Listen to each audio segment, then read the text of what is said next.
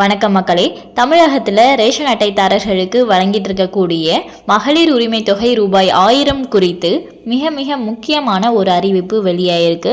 அது என்ன அறிவிப்பு அப்படிங்கிற முழு விவரங்களையும் தெரிஞ்சுக்க வீடியோவை கொஞ்சம் கூட ஸ்கிப் பண்ணாமல் கடைசி வரைக்கும் முழுமையாக பாருங்கள். இதுதான் முதன்முறையாக நம்ம வீடியோவை பார்க்குறீங்கன்னா மறக்காமல் நம்ம சேனலை சப்ஸ்கிரைப் பண்ணிவிட்டு அந்த லைக் பட்டனை தட்டி விட்டுருங்க.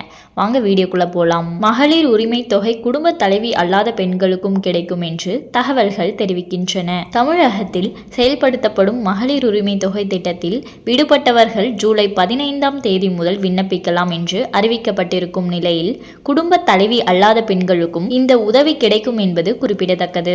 தஞ்சையில் நடைபெற்ற நிகழ்ச்சியின் போது பேசிய தமிழக முதல்வர் மு.க. ஸ்டாலின், மக்களின் குறைகளை தீர்க்க உங்கள் பகுதியிலேயே ஜூலை 15 தொடங்கி தமிழ்நாடு முழுவதும் உங்களுடன் ஸ்டாலின் முகாம்கள் நடத்தப்படும். கலைஞர் மகளிர் உரிமை திட்டத்தில் விடுபட்ட தகுதியுள்ள பெண்கள் இந்த முகாம்களில் உங்களின் விண்ணப்பங்களை நீங்கள் நிச்சயமாக தரலாம். இப்படி நீங்கள் தரும் விண்ணப்பங்கள் மீது 45 நாட்களுக்குள் முடிவெடுக்கப்படும். ஜூலை 2வது வாரம் தொடங்கி அக்டோபர் மாதம் வரை இந்த முகாம்கள் நடக்கும் என்று அறிவித்திருந்தார். அதாவது ஏற்கனவே விண்ணப்பித்து கிடைக்காத ஆனால் தகுதி உள்ள பெண்கள் மற்றும் புதிதாக விண்ணப்பிப்பவர்கள் இம்முகாமில் பங்கேற்று விண்ணப்பிக்கலாம் என்று தெளிவுபடுத்தப்பட்டுள்ளது. இந்த நிலையில் ஒரு குடும்பத்தின் தலைவி மட்டுமே இதற்கு விண்ணப்பிக்க வேண்டும் என்பது இல்லை என்றும், ஒரு குடும்பத்தில் தாய் இறந்துவிட்ட நிலையில் அந்த குடும்பத்தில் 21 வயதுக்கு மேற்பட்ட பெண் பிள்ளை இருக்கும் என்றால் அவரும் இந்த திட்டத்திற்கு விண்ணப்பிக்கலாம். விவாகரத்து பெற்று தனியாக வாழும் பெண்களும் தனியாக ரேஷன் அட்டை வைத்திருந்தால் இந்த திட்டத்திற்கு விண்ணப்பிக்கலாம் என்று தகவல்கள் தெரிவிக்கின்றன. இந்த மகளிர் உரிமை தொகை ரூபாய் 1000 மாதம் 15ஆம் தேதி தகுதியுடைய மகளிருக்கு பார்த்தீங்கன்னா அவர்களுடைய வங்கி கணக்குக்கு நேரடியாக செலுத்தப்பட்டுட்டு வந்துட்டு இருக்காங்க.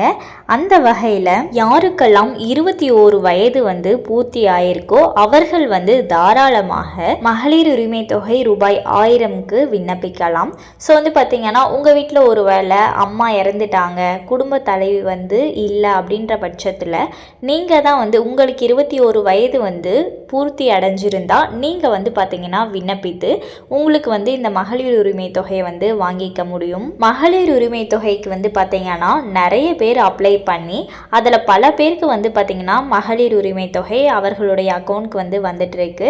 அந்த வகையில் சில பேருக்கு பார்த்தீங்கன்னா அவர்களுடைய விண்ணப்பம் ரிஜெக்ட் ஆயிருந்தது. ஸோ அது மறுபரிசீலனை செஞ்சு நிறைய பேருக்கு பார்த்தீங்கன்னா திரும்பவும் மகளிர் உரிமை தொகை கிடைச்சது. ஸோ இதில் தகுதியுடைய சில பேருக்கு மிஸ் ஆயிருக்கிறதா தகவலும் பார்த்தீங்கன்னா நிறைய வெளியாயிருந்தது. அந்த வகையில் யாரெல்லாம் தகுதி இருக்குன்னு நினைக்கிறீங்களோ, அதாவது மகளிர் உரிமை தொகை வாங்குறதுக்கு சில விதிமுறைகள் இருக்கு.